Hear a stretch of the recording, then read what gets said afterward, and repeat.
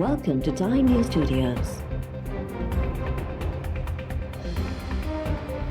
You are watching 11 AM Bulletin. Sukkur में toll plaza अमले हथां वकीलनि ते तशद्दुद ख़िलाफ़ सिंध बार काउंसिल ऐं सिंध हाई कोर्ट बार जे सॾ ते अदालती कार्रवाइनि जो बाइकॉट। कराची में वकीलनि सिंध हाई कोर्ट जे मुख्य गेट खे ताला हणी छॾिया। पीपल्स पार्टी अॻवान निसार खोड़ो खे अदालत में वञण खां रोकियो वियो। सखर, नौशहरो फेरोज़, शहदादपुर ऐं ॿियनि शहरनि में बि वकीलनि जा एहतिजाजी मुज़ाहिरा। कुर्बान मलाणो समेत 5 वकीलनि ते तशद्दुद केस में नामज़द टोल अमले खे गिरफ़्तार करण जो मुतालबो।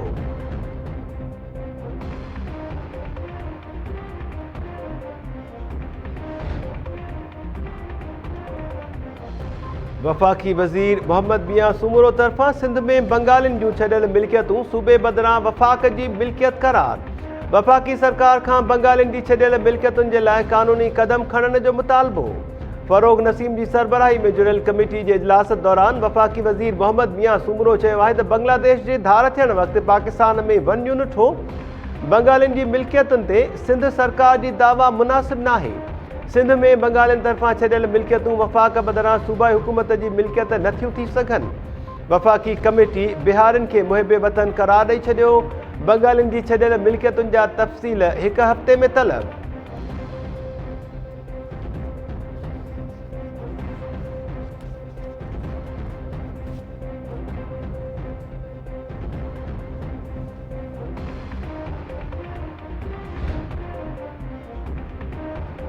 कराची जी दहशतगर्दी टोड़ अदालत बहरिया टाउन धरणो केस ATC 15 में मुंतकिल करे छॾियो। केस जी ॿुधणी 8 सेप्टेम्बर ते थींदी। जलाल महमूद शाह, डॉक्टर कादिर मक्सी ऐं ॿिया क़ौमपरस्त अॻवान अदालत में पेश थिया।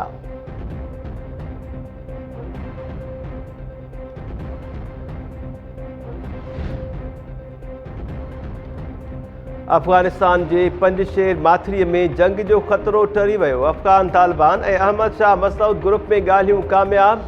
हिक ॿिए ते हमला न करण ऐं अमन जी बहालीअ जे लाइ ॻाल्हियूं जारी रखण ते इतफ़ाक़। अफ़गान तालिबान कमांडर फसीउद्दीन जी क़यादत में कुझु ॾींहंनि खां पंजशेर सूबे जो घेराव कयो वियो हो।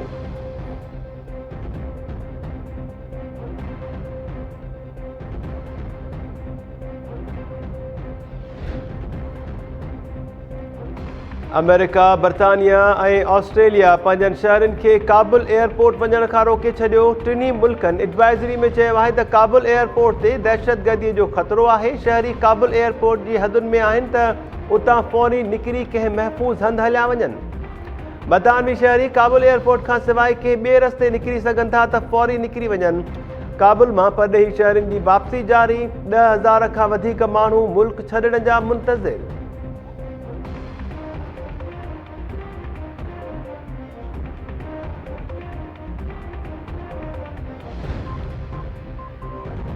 नाणे वारे वज़ीर शौकत तरीन चयो आहे त नाणे समेत समूरनि वज़ारतुनि जा अमलदार नैब जे ख़ौफ़ में वरतल आहिनि। हू नैब ते वधीक नथो ॻाल्हाए सघे।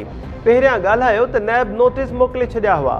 ख़ानगी TV सां ॻाल्हाईंदे शौकत तरीन चयो त नैब जो ख़ौफ़ ख़तमु करण जे लाइ सियासी क़यादत खे इनक़िलाबी क़दम खणणु घुरिजनि।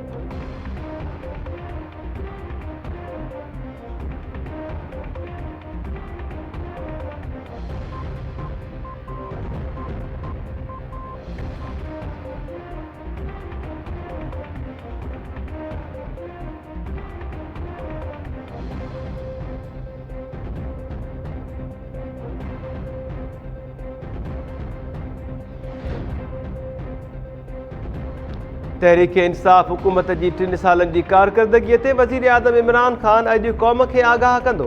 इस्लामाबाद में ख़ासि तक़रीब थींदी।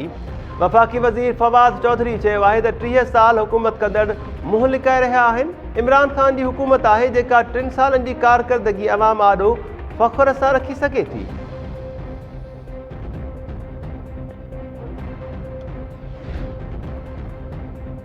पाकिस्तान में कोरोना वायरस खे वधीक 85 मरीज़नि दम ॾेई छॾियो। मुल्क में कोरोना मस्बत केसिस जी शरह 7.5% रिकॉर्ड। पंजाब में शरह 7% ऐं लाहौर में 10% रिकॉर्ड कई वई।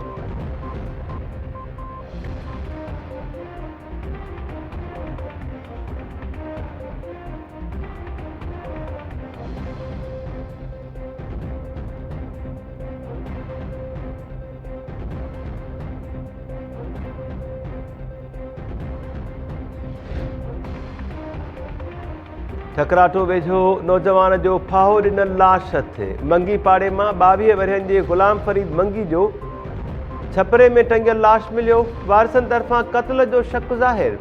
पीर जो ॻोठु लॻ अबुलवाह मां अणॼातल पीरसन शख़्स जो लाश हथायो।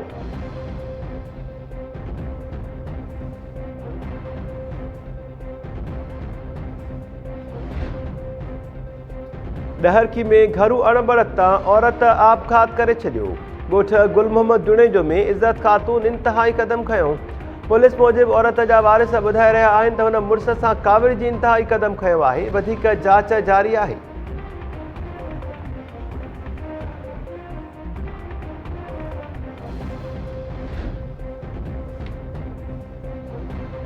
हाला वेझो ट्रॉलर जे टकर में न्यू सईदाबाद वासी ज़ाल मुड़ुस चिभाट जी फौत। क़ौमी शाहराह ते ट्रॉलर मोटरसाइकिल सवारनि मथां चढ़ी वियो। हादिसे में नौजवान मुमताज़ बब्बर थॾे ते अजुल जो शिकार। संदसि ज़ाल इस्पताल में दम ॾिनो। फोती जोड़ो न्यू सईदाबाद जे ॻोठ अयूब उनड़ जो रहवासी हो।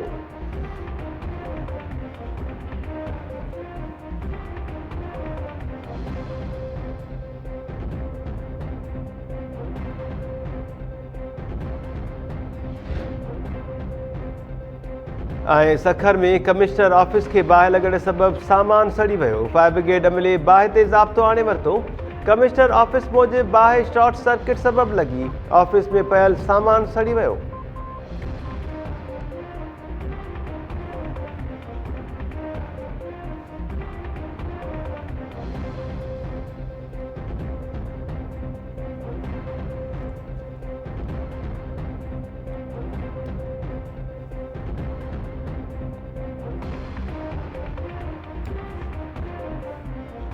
अस्सलाम वालेकुम नाज़रीन, टाइम न्यूज़ में अवां खे भलीकार चऊं था। मां आहियां महताब अली नूर। हेडलाइन्स मां ॾिठियूं।